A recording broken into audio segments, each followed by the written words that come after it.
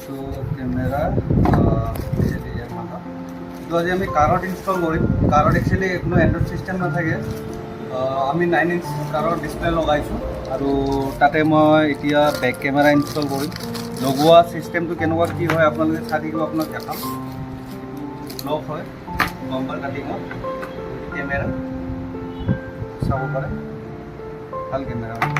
এইটো আপোনাৰ power supply cable, এইটো আপোনাৰ কেবল দিব আৰু এইটো আপোনাৰ মেইন কেবলটো আহিব, যিটো আপোনাৰ এণ্ড্ৰইড ছিষ্টেমৰ পৰা বেক চাইডত কেমেৰালৈকে এইটো install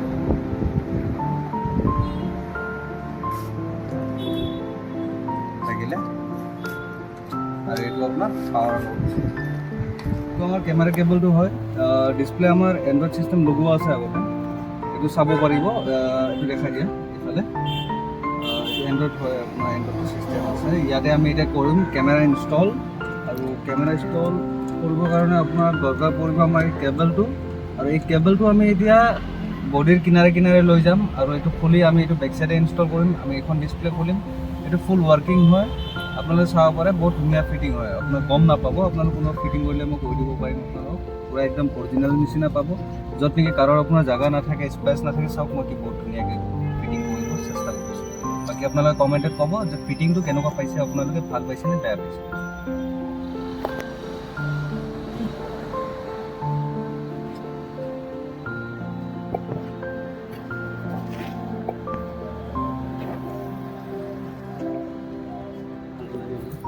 Just give me that.